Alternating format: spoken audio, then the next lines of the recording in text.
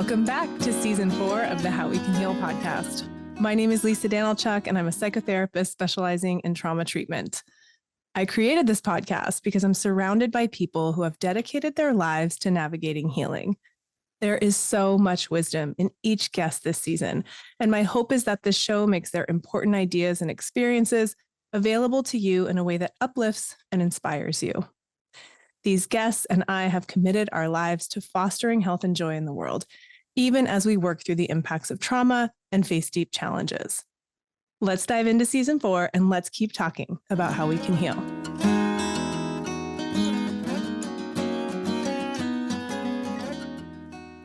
Welcome back to the How We Can Heal podcast. Today, our guest is Britt Hartley.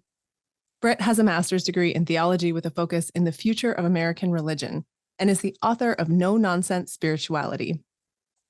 She was raised Mormon and is a published author in Mormon philosophy. She has also studied Christianity, Buddhism, Sufism, mysticism, secular spirituality, cult, and interfaith studies. Her current focus is on secular spirituality, specifically for those with religious trauma. Britt and I connected when Christine Forner, who's been on the show in season 1 to share about her work in dissociation and mindfulness, really popular episode. If you haven't listened to it, go back and check it out. Christine sent me a clip from TikTok. In it, Britt displayed a parent paying attention to the wants and needs of their child as they set up a birthday party that made the child feel seen and celebrated. Britt's commentary was that spirituality happens in moments like this, when we're present, attentive, and connected to one another, not just while we're meditating on a mountaintop or reading a spiritual text.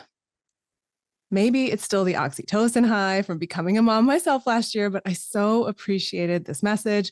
So I read up on Britt's work and invited her onto the show. There are moments from this conversation that have stuck with me in a daily uplifting way, and I hope you'll feel the same. Let me know once you've listened what resonates for you. And for now, let's welcome Britt to the show. I'm actually really excited to talk to you because my friend Christine sent me a video that you recorded, questioning what we think of as spiritual. And it was a mother who was listening throughout the year to what their kid wanted and giving them all those things at their birthday party, if I'm remembering correctly. Mm-hmm. And I recently became a mom myself. My daughter's 1. Mm-hmm. You can see toys in the background probably. Mm-hmm. And I was just like, yes, yes. And so it was really just that. I went to your website, I reached out to you and I was like, let's talk. So I have some questions for you, but I'm really open to this conversation just going anywhere. And I'm curious to learn. I want to talk more about what No Nonsense Spirituality, that's the name of your book, right? Mm-hmm. I want to know more about what that means to you. But first, I'm just curious about you and your path in spirituality. What does that look like for you? Yeah, that's a big question. So I have a degree in theology, and I work now as an atheist spiritual director. And why I do that is kind of wrapped up with my story, which is common for most people. And what they do is it's wrapped up into your story. So for me, I come from religion and had kind of a rough time as I was deconstructing from religion, and then found that spirituality, specifically for me, secular spirituality without claims on dogma or faith, really helped me out of some really dark places, and realizing that spirituality could be kind of separated from the religion that I was brought up in, and that there were tools in spirituality that are really good for people, really good for mental well-being and relational well-being and meaning and purpose and awe and transcendence and contemplation. These things are good for us. We have science that shows that these things are good for us. But for me, coming from religious trauma, I couldn't get access to these tools if they had faith claims or truth claims wrapped around it. Even in New Age spirituality, to get into something like astrology, you still have to kind of accept some truth claims that they're claiming about planets and the universe. And that was very hard for me coming from religion. And So spirituality for me just means connection to deepest self and connection outside of yourself. For many people, that includes a higher power. For me, that doesn't include a higher power, at least a supernatural kind of higher power. For me, that connection outside of myself is the human story and life on earth and story of this planet. So it's kind of a long way for me to say spirituality is connection, spirituality is good for us. And now the work that I do is how can I get these tools for people who are skeptical, who are not religious, who are agnostic, who are atheist, who have religious trauma, who don't really know, are overwhelmed with the amount of spiritual paths that are available.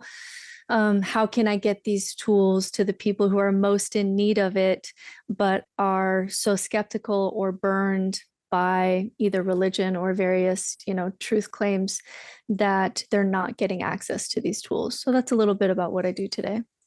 It's so important, right? And you mentioned having trauma that's related to religion, and that's unfortunately quite common. I'm a trauma therapist myself, and I work with people who have a hard time with precisely what you're describing, which is teasing out, okay, wait, but I actually really enjoyed this community aspect of it, or I really enjoyed the rituals, of the coming of age rituals, or certain aspects of faith or belief. But once they're connected to something that's also caused harm, it can be so challenging to tease that out and to find something. I love the phrase you're using, truth claims, to find something that feels true internally. And if or when we're leaning into something that we don't know for sure, we're actively calling it faith, right? We're actively saying, we don't know this for sure, but I'm choosing to believe it. And I think that's such a big part of healing and empowerment and trauma recovery, when we're choosing, and we're making a conscious choice rather than just going along or being told, or I think what you described, things get really muddled.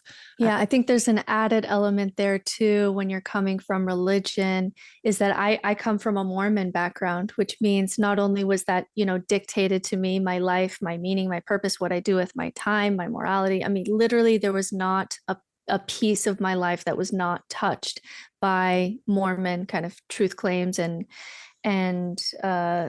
that foundation. And so you have to kind of reconstruct.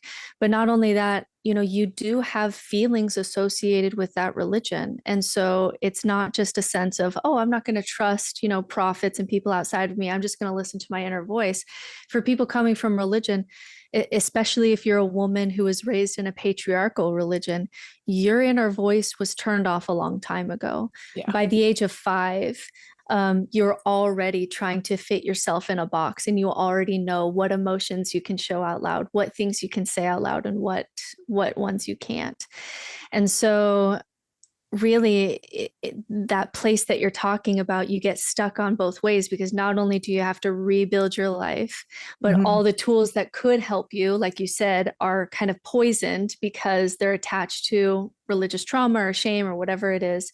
So all the tools that could help you have poison on them, and you can't trust yourself, because I've had feelings before that the Book of Mormon was true. So how can I even trust my own intuition when I've essentially been bamboozled at some level, or I have had feelings that I now can't trust because they were attached to historical truth claims that I actually know? Like I was a history teacher. I've read the history of this. I know what happened, and my feelings were not in accordance of what actually happened in history when it comes to this particular religion. And so that's the place where I really see people get stuck, is I can't move forward. I can't reconstruct because I'm skeptical to all of this. I don't even know who I am, or this concept of an inner voice. I've been misled before, so I don't even know where to start with that. I don't know who I am. I don't know what to believe. I don't know if there's any more morality. I don't know if there's any truth. I don't know if there's any God. I don't know if there's any life after this. I don't know if there's any meaning to any of this. I'm just sitting here suffering with no tools. That's the place that I really think spirituality can help. Mm-hmm. I have so many thoughts. And one of them, you're saying, okay, I can't trust maybe the religion I've leaned into. I can't trust myself because so many of those toxic traits or beliefs have been internalized, or I used to believe this. So how could I know now I believe this? How do I know that's true?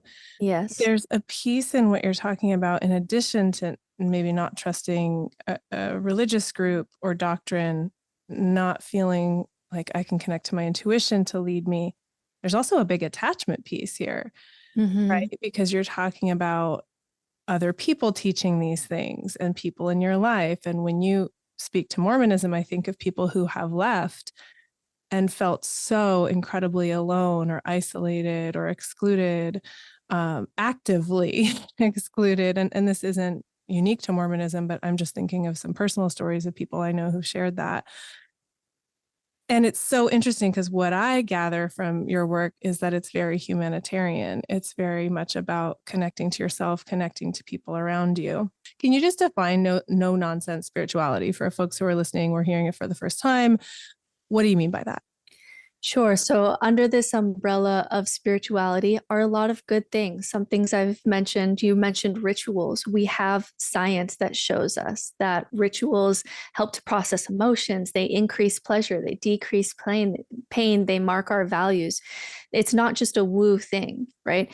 Same thing with awe. We can actually bring people into an awe experience, like looking at the Grand Canyon or looking at the stars. And we can actually watch that their behavior changes. They become more kind. They let go of grudges. They become more focused on what they want their life to be about. Contemplation practices. We have science. We can plug up someone's brain who has been a long-term meditator and say their brain is less neurotic, it's less self-obsessed, it's more happy. Certain aspects of the brain, it's a younger brain, it's a healthier brain. So there's all these things under the umbrella of spirituality that kind of lies at the root of religion that are good for us. Experiences of oneness that you can have, that we've called God or called these spiritual words. And so what I want to do with No Nonsense Spirituality is, what are all of these tools that we have science that shows is good for well-being, even to the point that we can look at some data and say that even for COVID, there's evidence that shows that religious people fared better during COVID than non-religious people. And that may just be reducible to religious people often have, a more tight-knit community, and communities lend to longevity and meaning and happiness and all these good things. But there are things under this umbrella of spirituality that are good for us. And so the no nonsense part is, what is this tool? How can I access it in a way that's authentic to me? And how can I do it in a way that doesn't require this middleman that I have to believe in something? Because that's what we usually do, is the ritual is like, rituals are good for us. Well, how do you get rituals and rites of passage in your life? Oh, I'm Jewish and we have bar mitzvahs when they turn this age, and we sing these songs and we do these things and it's good for kids. And we have science that shows that it's good for kids. So for me now, who is outside of a religious community and who is skeptical, has religious trauma, really into philosophy, things like that, how can I get these spiritual tools that make my life better, objectively better and more worth living, without any nonsense, without believing things that are unbelievable, without having to claim things about the universe that we just don't know? How can I just get straight to the tool without playing any supernatural games at all? Mm-hmm. Yeah. So it sounds to me just more grounded, even like more on the earth physically, right? Because Yes. we don't know, even when you speak Yes. about astrology, well, you're asking me to believe certain things, and there isn't a consensus or science necessarily to support it. I just keep thinking about this class I took at UCLA. This was over 20 years ago. It was called The History of Religion. And we studied, I think 6 or 8 of the world's most common religions. And there was this wheel. I have to give a shout out to Professor Barchi, because he I believe, created the wheel in the lectures. And it was elements of religion, things that religions have in common. And it was precisely what you're describing from a little bit of a different angle. One of the elements wasn't awe. The elements were like ritual and community and the unexplainable. And it was just pointing out that look at all these different things, what they have in common. Look how they're helping meet these human needs.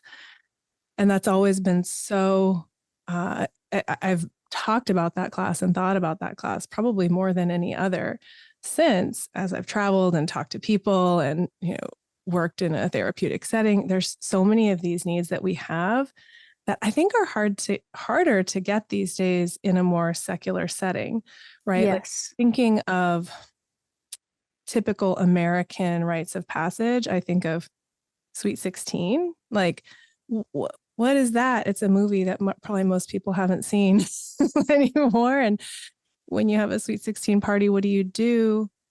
It depends, right? It's not like a quinceañera. It's not like a bar mitzvah. Or a bat mitzvah. It's different. And so it does feel to me so important, along with things like awe or connection or gratitude or different things that shift our state. It feels so important that we identify these things that are needs, that are good for us, and carry them forward. So can you talk about some of the tools that you've thought about, written about, shared about in No Nonsense Spirituality? Sure. And yeah, I'm really on board with, that class and learning about religious from the perspective of human needs, and that we have these human needs, we have these things that tend to be good for us. And so we develop these religions. And this has kind of been our way to get these tools. Is we have a community, we have collective myths and some kind of collective religion that is the vessel for all of these tools that are good for us. And like you're saying, the problem today isn't just with, ex-Mormons who are trying to figure out their life.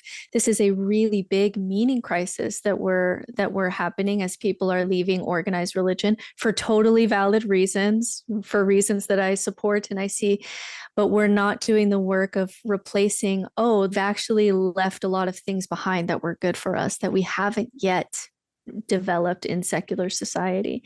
And maybe even it's going to be a hard thing to do so without collective myths kind of driving that engine, which means that individual people then need tools for life. And I think if there is one lie of atheism, it would be that if you just leave religion, you'll just know how to live your life. Like you'll know how to do your relationships and you'll find a meaningful job and you'll kind of you'll figure it out. Like everything, just leave religion and everything's going to be fine. And I think the reality is in between there. I don't think we're as born damned like the Christians tell us, but I also don't think that that if you just leave religion, you're just going to know kind of the science of happiness and you're just going to stumble upon it, right? So we need tools to help us.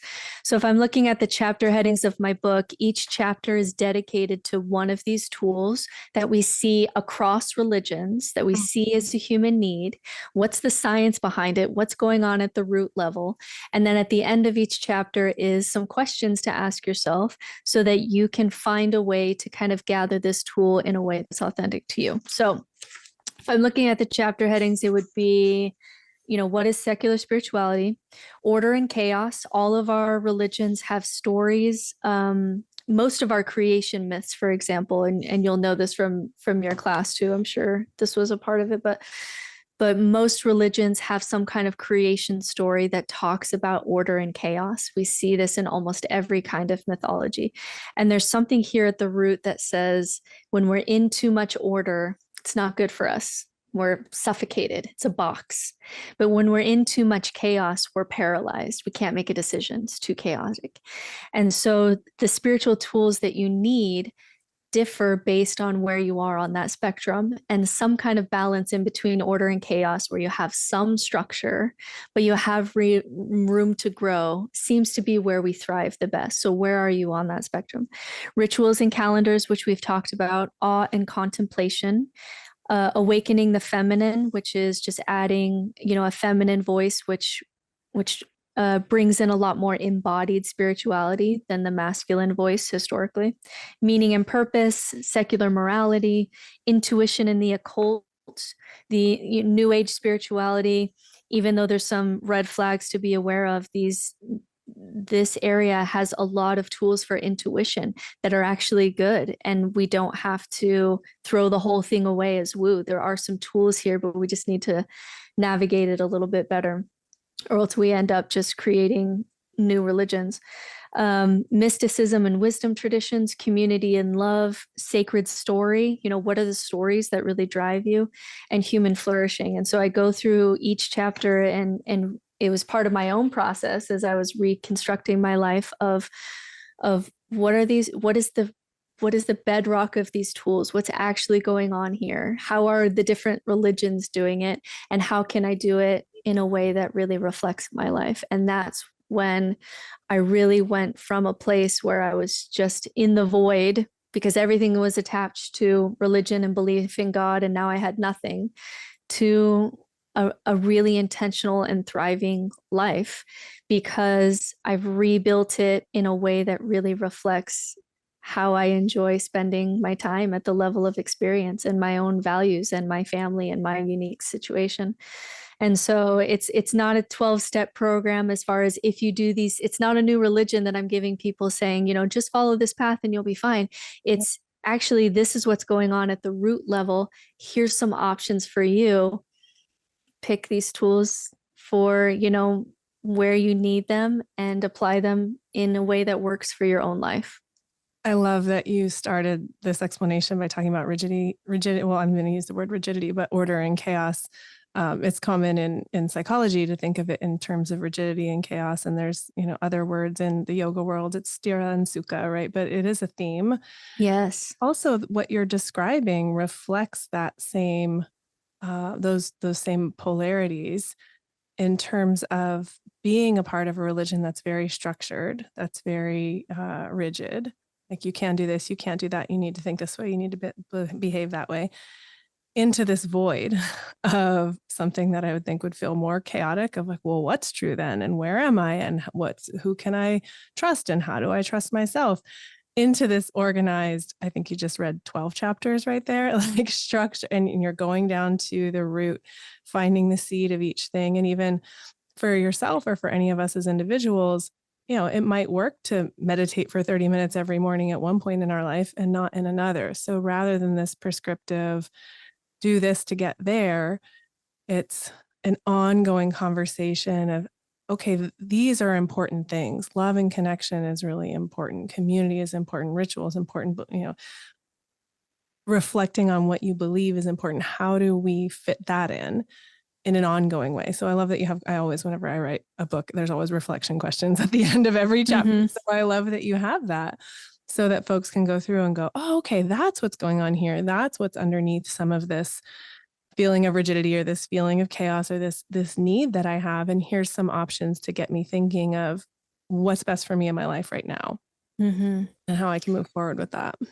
Yeah, we were talking about, being mothers, and so much of the noise in spirituality still comes from kind of this action-oriented, more masculine voice, which is, get up at 5 a.m. and do your ice bath and do your 2-hour meditation and then go ground yourself in nature. And then when you meditate, it needs to, you need to be in a full lotus position. Your knees to be on the floor. You need to have a man bun and it needs to look like this. And you need to be wearing these kinds of clothes. And then you need to go to Costa Rica and you need to try these drugs. And it's just this list of very action-oriented things.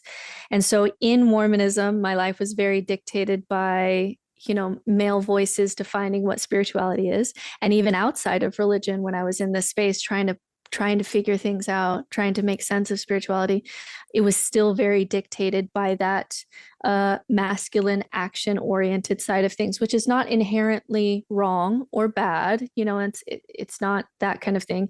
It's more of, I'm the mother of 4 children. Like, what do you mean do a long meditation? Like 9 times out of 10, when I ask a woman, especially a woman coming from a patriarchal religion, if she has a spiritual practice, 9 times out of 10, she'll say, I try to meditate. It's so hard. My mom brain, like I'm just thinking about the kids and I'm listening to them and I just can't, I literally just can't do it. It just doesn't fit my life. So I'm not a spiritual person. 9 times out of 10, that is what they say. I wish I had a more spiritual life. I wish I had more time to meditate, but I just don't. And this is where kind of breaking open the definition of spirituality to just connection instead of just this list that may fit your life. It really may not.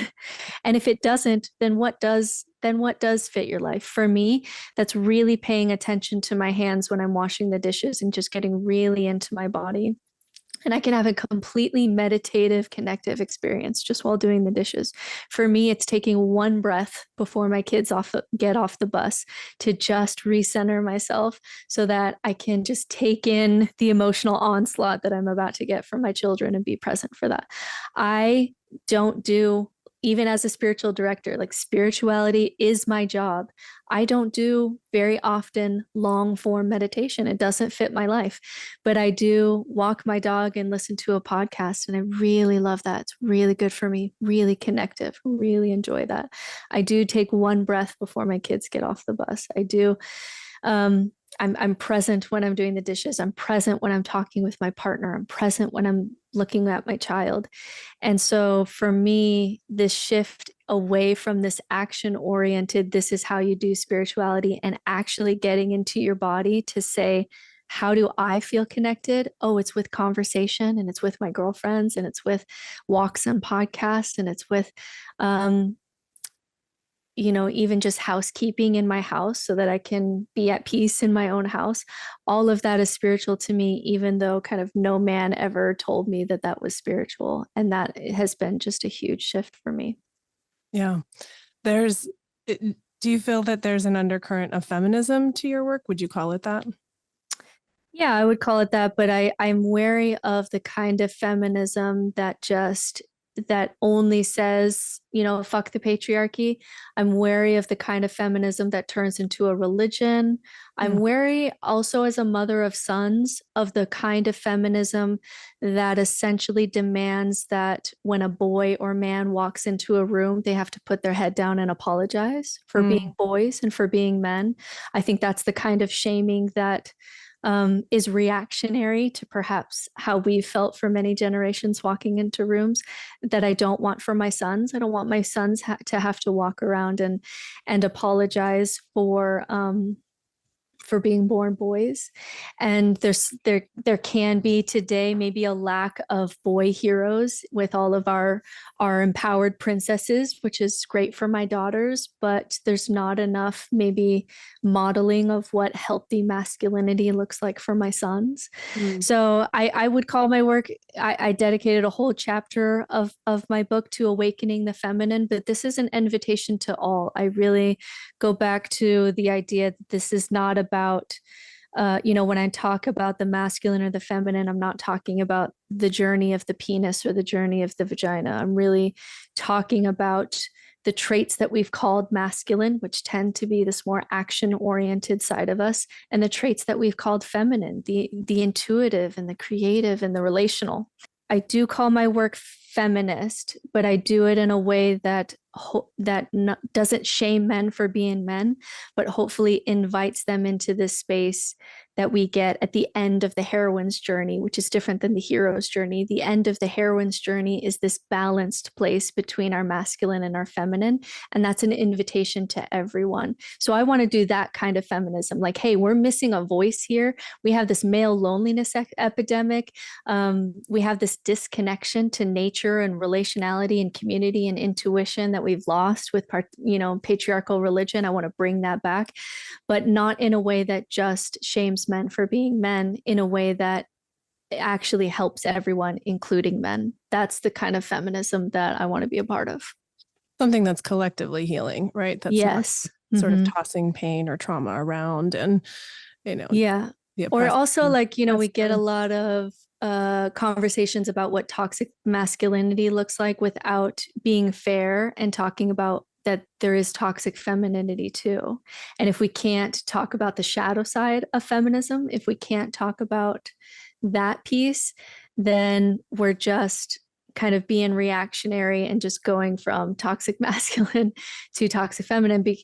And I think that there needs to be a lot more invitation in the space of let's heal together, rather than and invitation to men who complain about things like loneliness and suicidality. Adding feminine voices helps them too. Patriarchy hurts them too. Yeah. And so that kind of invitational space where we can heal together by adding feminine voices, that's the femininity or the feminism that I want to most be a part of, because I'm a mother to not just daughters, but to sons too. If you're listening to this podcast thinking, I want to learn more body-based tools to help support trauma recovery, then you might be the perfect candidate for the Yoga for Trauma online training program. This 8-week certification is for wellness providers and enthusiasts who want to learn the theory and best practices for providing yoga and somatic tools to those navigating the impacts of trauma. Students often come into the Yoga for Trauma online training program, or Y4T as it's come to be known, knowing at a deep level that mindful movement can help with trauma recovery, but not knowing precisely how to articulate it or share these tools with others. Y4T breaks it all down and leaves you feeling clear about your choices as you support folks navigating post-traumatic stress. Of course, the experience is good for you too. With 8 modules and 8 yoga classes, you'll get a taste of how it feels to practice yoga in a trauma-responsive manner. Head on over to howwecanheal.com/Y4T to apply and join the program today. Mention the podcast in your application for a special bonus. One more time, nice and slow. The website is howwecanheal.com/the letter Y, the number 4, and the letter T. Looking forward to seeing you there. I want to bring us back to this element of connection. Right, I mentioned earlier, it sounds like your work's very humanitarian. There's this attachment piece when you're separated from a religion, when you're finding new community. Can you talk about how connection plays a role in No Nonsense Spirituality? Yeah, so it's certainly a foundational piece. Both that connection to self and connection outside of self is just really the heartbeat of spirituality, and we see that in spiritual art all the time. Is this image of labyrinths or something like it, where you're always going deeper in and you're always connecting deeper outside. And we see this just over and over as the process that we're a part of. Can I more deeply understand myself, because we are mysterious even to ourselves. There's much more in our subconscious going on than we could ever probably fully understand. There's a whole universe inside to explore, and there's a whole universe outside to explore. And it's that connection piece that really gives us life. Anything out in nature that isn't connected just dies. I mean, we're just too relational to thrive without connection. And so the piece that becomes tricky is if that connection wasn't given to you on a platter, which is what happens in Mormonism. You can move anywhere in the world and you show up with at your Mormon ward, and there's your community, there's your friends. That's what you're doing really almost every day of the week with these people. So if that's not going to be a fit for you, is that kind of, silver platter kind of community, then essentially it's up to you to create that for you. And if you have a partner or if you have children, to create that. And one of the benefits of going through kind of a rock bottom place like I went through is you get a little bit more bravery into intentionally creating that. So when I was leaving Mormonism, I was losing it, all my friends and all my family. You get sort of shunned and socially blacklisted in that way. It was very isolating, and that piece is hard. I'm not going to downplay it. But the beauty of that piece is if you feel like you're dying or you feel like this is rock bottom, it can give you a little bit of bravery that, what is someone going to say to me that is worse than where I am right now? What is someone going to do to me that is worse than the place that the depressive, existentially depressed place that I am right now? So I'm going to start taking some risks. My identity's already died, essentially. And so with that comes a lot of freedom and a lot of bravery to take risks that I never would have as a Mormon woman, where everything is just more scripted and more masked. So I just started being more honest and saying the weird thing out loud and saying the vulnerable thing out loud and saying things that are unpopular. So, for example, in ex-Mormonism, it's very popular to just talk about how stupid Mormons are, how stupid Mormonism is, and how we're so much better. And I started saying, you know what, there's sometimes in ex-Mormonism that, like you said, this sometimes feels like a community that's not generative. We're just sitting here talking about how we're better than everyone else. And that's kind of how we acted when we were Mormons too. And Patterns. maybe, and maybe I'm actually in some ways not thriving out here. There are some times where I really miss my friends and family. There's some times where I really miss feeling like I knew what was going on. There were some times I missed the safety of having these rituals and feeling like, oh, when this happens, I can do this. And when this happens, I can pray. When this happens, I can fast. I understand that those things, that I believe now aren't capital R real, but those felt really nice to have. And now I don't have any of those things. So I just started to speak more honestly about my experience of being human. And really that is the key piece, as you already know, of really building relationships and community, is I started to find the people who also felt that way or wanted to meet me in that place because they've met themselves in that place.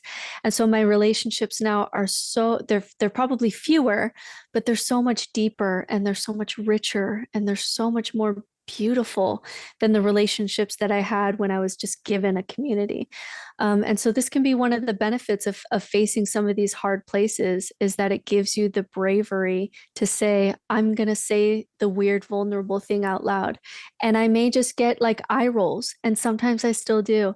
And I may get some hate mail on TikTok, and I still do. But I also find people who really want to talk about that thing with me too. And I find my people and I create some friends and that I now call family around me.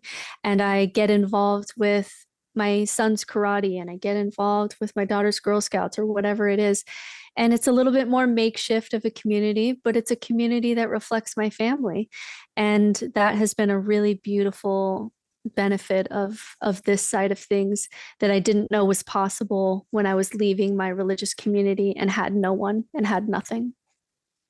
Well, when there's more vulnerability that you share, there's more potential for depth, because you could have been in a community where there's, expectations or social mores or assumptions. And so you just behave within that. And maybe other people in there had the same thoughts, feelings, fears you did, but no one ever said it. So you never get to connect, right? Mm-hmm. So again, it comes back to that opportunity for it. And you've said this word a few times, authentic connection, right? Like what's real? What's real with a capital R, but what's also just real for me today, right here, right now? How am I feeling? What am I thinking? What's on my mind? Can I share that? Can I be with someone else in that, even just for the moment? Yeah. And that, I didn't know how good that could get when all of my relationships before were more masked. So I could have said out loud in a Mormon ward, hey, I'm starting to really have doubts about this and I don't believe this at all. And I really think that half the people in that room also feel that, but nobody can say that out loud. I mean, it's such a social taboo. It would be like walking into the room naked. And so sometimes having something like depression or feeling alone or feeling isolated, these can be catalysts for having the kind of bravery to have the level of vulnerability that invites people to that place. And I never knew that there would be people in my life that I could really say anything to, like really deep shadow things that I could say out loud and be seen and loved in that space. It's really like the light at the end of the tunnel when you're talking about feeling alone or feeling existentially depressed, is that if it can become a catalyst for those kinds of relationships, it'll be so worth the journey. It's gold, right? And I think it really is. Yeah. Such a deep human need to feel seen, to feel connected. There's a Winnicott quote I'm trying to remember. it's a joy to be hidden and a disaster to never be found.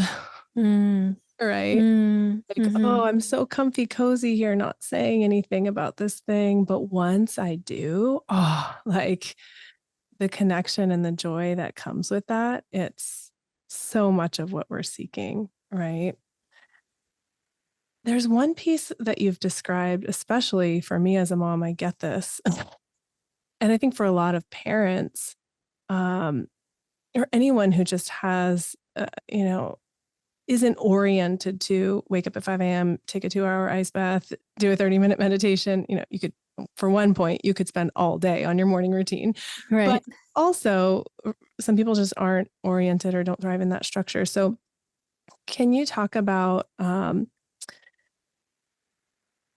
cultivating presence in the moment? And you mentioned the breath before the school bus. You mentioned the dishes. I wonder if you can talk a little bit more about how spirituality it becomes integrated into life, so that instead of I do these things so that I'm okay later, right? There's a lot of that. And I'm in the yoga world and in the therapy world, there's, especially in the yoga world, a lot of I do this practice so that I can connect, so that I can take a deep breath and not yell at this person's, and there's truth and beauty in that. But what about when a 60-minute yoga class, or I mean, they used to be 90 minutes, but like even a 60-minute yoga class isn't accessible, or, the online class isn't cutting it, or you don't have internet, whatever it is. Can you talk about that, the practice not being separate from life? Yes. The hard thing about your question is often you do need something to help show you that that place exists. And the problem then is we mistake that place, the place of beingness, the place of oneness, the place of awakeness, the place of connection, the place of inner peace. We replace how we got there with the actual place. And we start telling each other, oh, you should be doing these things because that's how I got to this place, right? I do yoga because this is how I feel this. And I do psychedelics because this is how I feel that. And really, I think the best way to go about a spiritual path is to try these practices, try meditation, try yoga, try nature, try mushrooms if you're especially of the skeptical type. I think the psychedelics can be really good for headspace people to just have an experience. You try these things, but realize that they're just pointing to something. They're pointing to a place that you can get to at any time. And so when we look at our brain chemistry and our natural biases, we have a negativity bias. Our brain naturally pays more attention to things that are going wrong. We get used to the level of dopamine that we're at. We are neurotic by nature, and we're self-obsessed, and we think about where we are in social hierarchies because that's just the kind of primate that we are. And yet, there are ways to snap out of this just stream of suffering that we get attached to in our thoughts.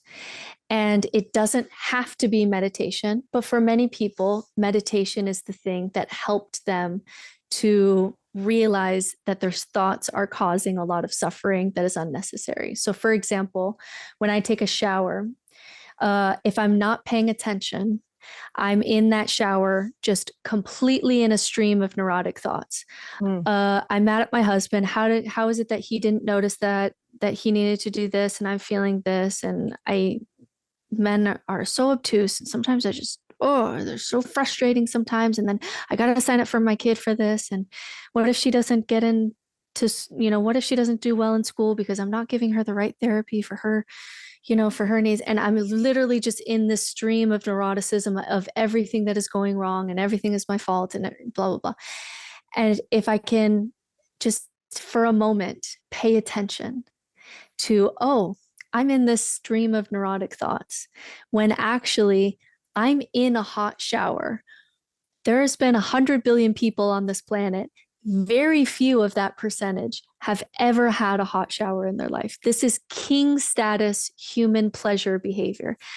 I'm going to sit down in this shower with my hands open, and I'm going to try to explain what it feels like to have hot water fall on my hands. I'm going to try to explain this sensation as if to an alien. That's how into my body I'm going to be. And I kid you not, I've had the most powerful experiences in the shower of intense pleasure and gratitude that I get to be in a hot shower and I'm in this body that feels these things. And I can get so into it that it becomes almost an overwhelming, pleasurable experience.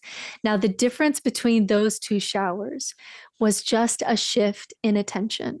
Yeah. And how you get there is really unique to you. How you notice that and snap out of it, essentially, is there are thousands of different options for how to do that. For Wim Hof, it's the cold thing. For some people, it's drumming. For some people, it's yoga. For some people, it's the breath. For some people, it's psychedelics. For some people, it's singing. For some people, it's story. But there is probably something that for you helps you to break out of your natural neuroticism and wake up to the magic of what it is to be alive in a body, and that it is magical and it's mysterious, and you get to be a child for a second. A child doesn't wake up thinking, what am I going to do today that's ultimately meaningful, and how can I check these things off a list? They just follow their bodies. What happens when I hold this up over my head? And what happens when I make this sound? And what happens when I do this? And I'm going to run. I'm just going to step on the grass and I feel like running. So I'm just going to go run. And we can actually get back to that kind of more childlike state of curiosity and wonder and joy and awe, even while taking a shower, really at any moment, even while doing the dishes, even while doing chores, even while driving in a car. I had one meditation teacher. Someone was explaining a sound bath and how amazing they felt no, it wasn't a sound bath. It was one of those float tanks. They had an amazing experience in a float tank. And the meditation teacher in his wisdom said, oh, I've experienced that too. The last time I experienced that was when I was in traffic in LA. And it was just kind of this like reminder from a really wise teacher that you actually don't have to go into that float tank and pay the $100 to feel what you felt. I actually felt it in traffic. And so really the spiritual to-do list are great to explore these things, to show you that there's a different way of being than your usual neurotic biases. But how you get there is really going to be unique to you, and to remember that it isn't about the practice. It's just about paying attention in the way that reminds you to pay attention. So for me, it's certain thoughts and quotes that I have around me, that I'm a really word-based person, and words really are the thing that help me to get to that place. And so my rituals really center around words. Conversations like this really help me to feel alive in my body. Certain quotes and things that I can say that can snap me out of obsessing about something that doesn't matter, and really give me this kind of perspective. And those are my cues. And that just helps me in my daily life, no matter what I'm doing, turn a completely suffering shower into an incredible shower experience. And you can do that with anything in your life. So it isn't about the practice. It isn't about the to-do list. The to-do list of spirituality is just there to show you that other states of being exist. And then you can let them go or use these tools when and how you want to. I love it's like a shortcut to have a quote around that just reminds you. Could you mind sharing any of the quotes that do that for you? Sure. So one of the things that's a surefire way to get me to snap out of, our natural brain tendency to focus on something that doesn't really matter, and to get caught up in identifying with that is just this phrase, you're a meat suit flying through space. And for me, like, it's part of a longer, lecture that I can give myself, but that's a reminder that instantly gets me out of it. You are a meat suit flying through space with electricity in your brain. We are flying through space right now. Yes. Like, I am making mouth sounds at you and you are making mouth sounds at me. And sometimes your mouth sounds make me buzz in my body and resonate. And I feel like we're connecting. And that's magic. Yes. And then as I'm flying through space and I'm listening to the radio, these sound waves make my body go like this. That's amazing. And when I taste this food, I start dancing in my chair. That's amazing. And there's this dog, it's this whole other creature, and its tail is wagging. And all of this is happening, and it's so mysterious and it's so profound. And what is consciousness and what is going on, and have this whole universe inside me. And if I can just snap myself with this little phrase of, you're a meat suit flying through space, life is amazing and magical if you can just pay attention to it, it really helps me to snap out of it. But if I were to make a religion out of it and say, oh, everybody needs to say this phrase to themselves 5 times a day, Right. it would essentially become something you check off of a list, just like we do in religion. Some of these things we codify and we say you have to do these things, so much to the point that they lose their meaning in the first place. And they just become, I said my prayers, I read my scriptures, check, check, check. And really, all of these things are just there to point you to this different ground that you can stand on. And the shortcut for you, what that is going to be for you, is going to be totally unique to you. Yes. And I love that the meat suit flying through space, which reminds me of someone who I've invited on the podcast, Tara Tonini. She's an acupuncturist and yoga teacher, and she loves the word meat suit. So shout out, Tara, if you're listening. It always makes me think of her when I hear that. What that does, because I was thinking of these other mantras that are like very, okay, I'm orienting to the present, and the practices we do to interrupt maybe a trigger or traumatic memory to orient to the present. But I'm a meat suit flying through space connects to awe, actually does connect you to something bigger. It's a shift in perspective, right? Like, we are flying through space right now, and that's pretty amazing. That's crazy. It's crazy. We're talking to each other from different parts of the world through technology that neither of us probably understand or could recreate. No, I mean, so to me, like, when someone accuses atheism of just materialism and it's just cold and sad, and it's like, actually leaving religion helped me to wake up to the magic of reality, the magic of what it is to be alive. And that was happening in my body if I could just pay attention to it. Another one that I do is saying memento mori, which is how I start my day, which is starting my day remembering that I'm going to die. And that might sound morbid, but for me, it just laser focuses, how do I want to experience this precious day? Sometimes if I'm especially grumpy and I wake up on the wrong side of the bed, I'll actually do kind of a guided meditation with myself where I'll lay down on my deathbed. And this is the last week. My body doesn't work anymore. My brain's not working anymore. I've lost many people that I love. This is the last chapter here. And I really sink into it. And then I wake up in my 38-year-old body. And my youngest child is 5 years old still, and still wears a diaper at night and crawls into my bed and lays on my chest. And you get to do those little diaper bum pats. Yes. And something so simple as just your child coming into your room. Like, I'll just be crying, just filled with so much meaning in this moment.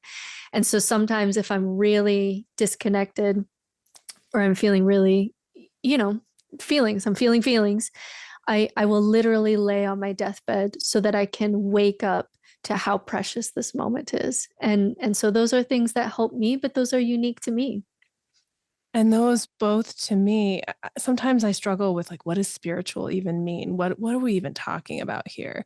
How do we define that? But what I love in what you're saying is connecting to the magic of life, the things we don't understand, being in awe of them. This is crazy that we're flying through. This is amazing that we're flying through space, that there's energy moving in my body and I'm making mouth sounds and you understand what they mean. And I don't have to overthink that. Like, it's just mind boggling. Right. Yes. And then to come back, because we can be in that problem space. Our brains are oriented this way. We know, oh, okay, like, my child fell asleep on me, but I really got to get up and I got to turn off the stove and I got to, and then just a shift in attention, a shift in awareness. Like maybe I do have to stand up. Maybe she does wake up for a second, but then I get to sit back down and I get to do the little diaper pats and I just get to be here.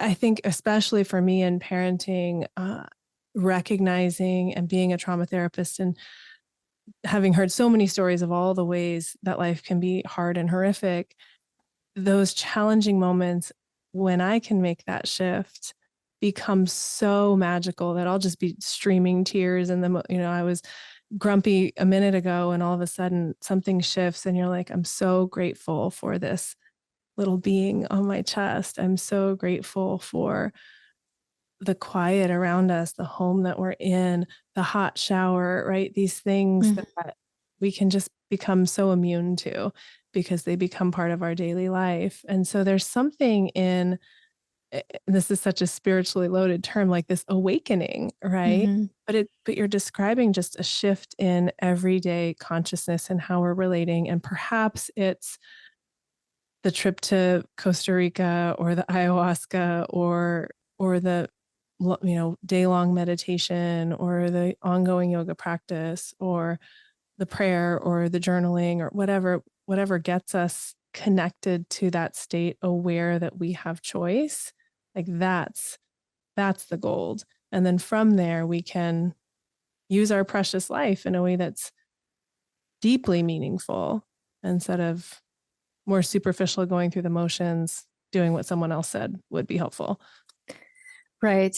And there's just so much there. I think this is why, so the cover of my book has an eye on it. And it goes to exactly what you were talking there, that these spiritual practices can show you these things. They can awaken you to this different kind of being, but it's not the thing itself. The thing itself is just being awake in your life as it is. And that was just a huge shift for me. That if someone were to look at my life, they would just see a mom of 4 kids. Like they wouldn't see that I have a consistent meditation practice. They wouldn't see that I consistently go on retreat or that I consistently do ice baths. They wouldn't see any of that. But internally, I'm awake. I'm awake in my life. And this is why the I centers so much in our holy texts and in our holy art. You'll see eyes just everywhere, not only in Eastern traditions, but in Western traditions too. Even angels in the Bible was just this thing that had eyes in all directions because it could just see, it could just be awake.